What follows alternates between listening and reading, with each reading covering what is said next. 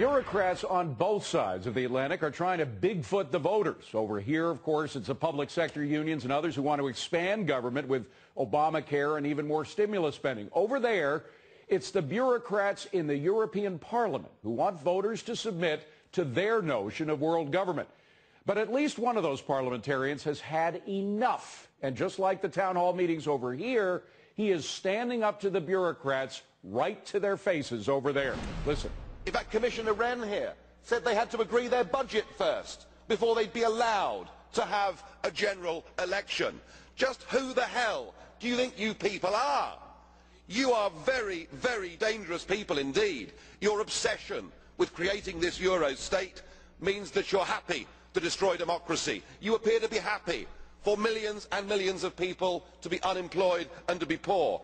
That is Nigel Farage. Now, he is a member of the European Parliament and a member of the UK Independence Party, and he is, as you can see, fired up against the bureaucrats. He joins us now from Brussels. Wonderful to see you, Nigel. Thank you so much for being here. Appreciate it. Thank you very much indeed. It's good to be here. Why do you think that your speech about something that is unfamiliar to most Americans, the way the European Parliament is run, resonated so deeply here in the United States?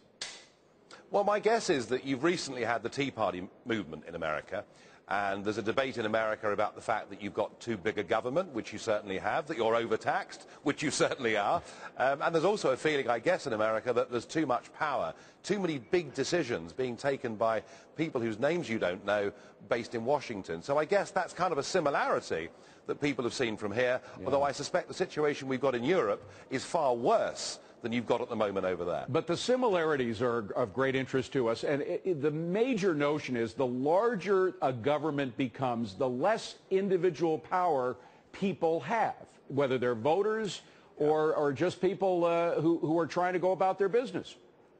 Well, I mean, that's absolutely right. And what is happening inside the European Union is democracy within the nation states is actually being abolished. The Greece have gone bust, the Irish have gone bust, chiefly because they signed up to the Euro project when they were never ever suited to being part of it. And now what's happened is a problem that's been created by the bureaucrats in Brussels has given them the excuse to step into those countries, to turn those countries effectively into protectorates of the European institutions, to tell them what they can and can't spend in their budgets. And you know, if you were a voter in Ireland now, it doesn't matter whether you vote for a Conservative government or a Socialist government, because all the big decisions have been transferred across the Irish Sea to the European Commission in Brussels. And the reason I say this is so dangerous is if you take away from people their ability to be the masters of their own destiny by choosing their governments and by getting rid of their governments, if that goes, then all you're left with is civil disobedience or violence. And that is my big fear. That is my big fear for this European Union. I think we will see, unless we can get some democratic referendums so that countries like mine and Ireland and others can sort out for themselves whether they want to be self-governing democracies or part of this new Euro state. Without that, we're going to see a growth in extremism. Well, and again, the similarities are of great interest to me. The fact is that the more you have a nanny state, the more you have the people in power ignoring the will of the voter. We had many polls about Obamacare expressing how many American voters disagreed with its premise and the way it was put into power, and yet the government voted in favor of it. In a whole range of issues, the governing people just ignored the will of the voters. And the more that happens, the less assurance you have in democracy, and the more you take your views out to the street. Well, I mean, we've just seen that recently. A European court judgment has imposed upon the United Kingdom a new piece of legislation, and it says that now we have to give criminals the vote. Doesn't matter whether they're rapists or murderers or whatever they are, a European court is telling us we have to give them the vote. And David Cameron, who's our Prime Minister, stood up and said it made him sick to the bottom of his stomach that we had to accept this judgment.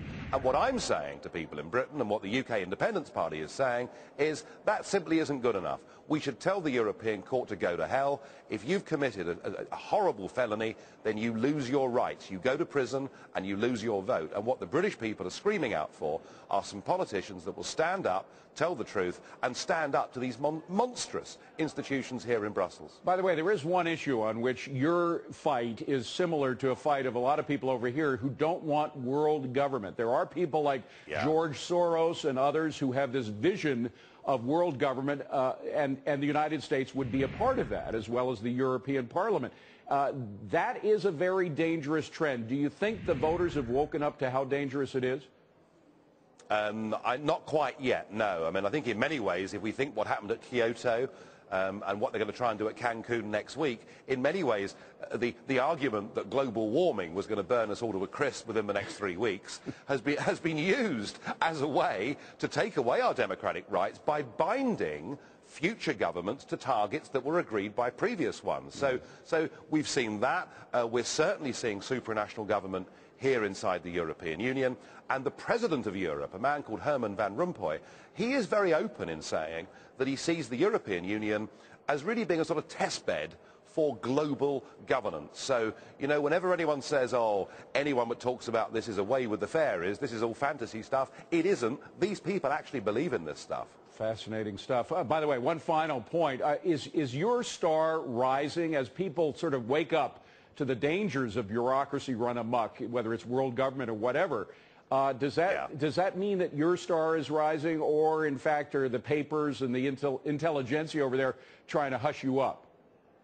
No, they're not anymore. They did for years. Listen, my party, the UK Independence Party, came second in 2009 across the entire United Kingdom in the European elections. What is happening now, through the growth of new media, is we're seeing in Germany, in Greece, in Ireland, right across the European continent, we're seeing law-abiding, tax-paying people standing up and saying, to hell with this, we want our countries back, we want our democracy back. And do you know what? They're going to get it. Nigel Farage, great to see you. Please stay in touch. We'd love to have you on again. To find out more about who we are and what we stand for, go to the UK Independence Party website at www.ukip.org.